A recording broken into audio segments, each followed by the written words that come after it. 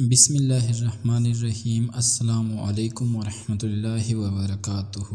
جیسا کہ ہم اکثر سنا کرتے ہیں کہ فلاں جگہ پر فلاں شخص زندہ ہو گیا، اس نے مرنے کے بعد کا حال سنایا اور پھر مر گیا۔ اسی قسم کا عذاب قبرستان سے متعلق ایک واقعہ گلگت میں پیش آیا، جس کے بارے میں بتاتے ہیں کہ ایک شخص قبرستان کے پاس سے گزر رہا تھا کہ اس نے کسی قبرستان سے یہ آواز سنی کہ مجھے نکالو، میں زندہ ہوں۔ جب ایک دو مرتبہ اس نے آواز سنی تو اس نے یہ سمجھا کہ یہ میرا وہم ہے، لیکن جب مسلسل اس نے یہ آواز سنی تو اس کو یقین ہونے لگا۔ چنانچہ قریب میں ایک بستی تھی، وہ شخص اس میں آیا اور لوگوں کو اس کی آواز کے بارے میں بتا کر کہا کہ تم بھی چلو اور اس آواز کو سنو۔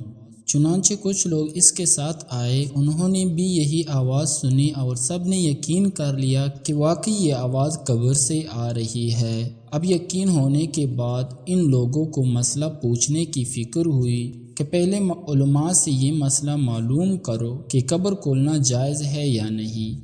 چنانچہ وہ لوگ محلے کی مسجد کے امام کے پاس گئے اور ان سے کہا کہ اس طرح قبر سے آواز آ رہی ہے اور میت یہ کہہ رہی ہے کہ مجھے قبر سے باہر نکالو، میں زندہ ہوں۔ اس پر امام صاحب نے فرمایا، اگر تمہیں اس کے زندہ ہونے کا یقین ہو گیا ہے تو قبر کو کھولو اور اس کو باہر نکالو۔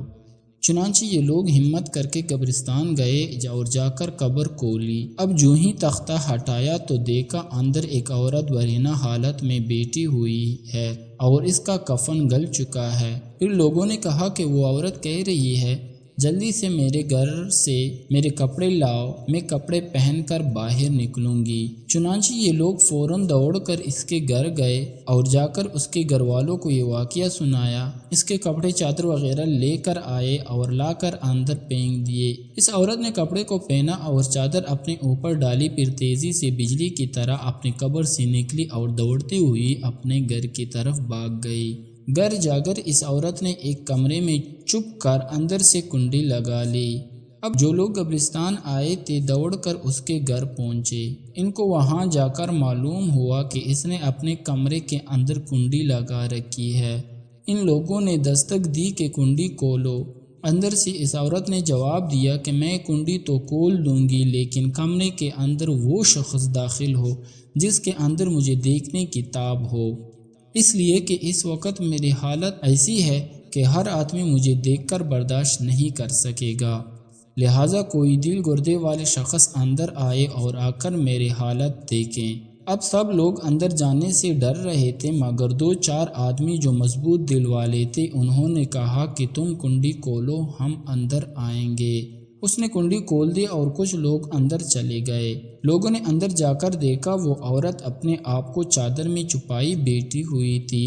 جب یہ لوگ اندر پہنچے تو اس عورت نے سب سے پہلے اپنا سر کھولا۔ ان لوگوں نے دیکھا کہ اس کے سر پر ایک بھی بال نہیں، وہ بالکل خالی کھوپڑی ہے، نہ اس پر بال ہے نہ کال ہے، صرف خالی ہڈی ہے۔ لوگوں نے اس سے پوچھا تیرے بال کہاں ہیں؟ اس عورت نے جواب دیا کہ میں جب زندہ تھی تو ننگے سر گھر سے باہر نکلا کرتی تھی، پھر مرنے کے بعد جب میں قبر میں لائی گئی تو فرشتوں نے میرا ایک ایک بال نوچا اور اس نوچنے کے نتیجے میں میرے بال کے ساتھ کال بھی نکل گئی۔ اب میرے سر پر نہ بال ہے نہ کال ہے۔ اس کے بعد اس عورت نے اپنا منہ سے کپڑا ہٹایا۔ جب لوگوں نے اس کا منہ دیکھا تو اتنا خوفناک ہو چکا تھا کہ سوائے دانتوں کے کچھ نظر نہیں آیا، نہ اوپر کے ہونٹ موجود تھے نہ نیچے کے ہونٹ موجود تھے، بلکہ 32 کے 32 دانت سامنے جڑے ہوئے نظر آ رہے تھے۔ سوچیے اگر کسی انسان کے صرف دانت ہی دانت نظر آئے تو کتنا ڈر اور خوف معلوم ہوتا ہے۔ اب ان لوگوں نے اس عورت سے پوچھا تیرے ہونٹ کہاں گئے؟ اس عورت نے جواب دیا میں اپنے ہونٹوں پر لپسٹک لگا کر نامحرم مردوں کے سامنے جایا کرتی تھی، اس کی سزا میں میرے ہونٹ کاٹ لیے گئے، اس لیے اب میرے چہرے پر ہونٹ نہیں ہے۔ پھر اس عورت نے اپنے ہاتھ اور پیروں کی انگلیاں کھولی۔ لوگوں نے دیکھا کہ اس کے ہاتھ اور پیروں کی انگلیوں میں ایک بھی ناخن نہیں تھا، تمام انگلیاں کے ناخن غائب تھے۔ ان سے پوچھا تیری انگلیوں کے ناخن کہاں ہے؟ اس عورت نے جواب دیا ناخن پالش لگانے کی وجہ سے میرا ایک ایک ناخن کھینچ لیا گیا۔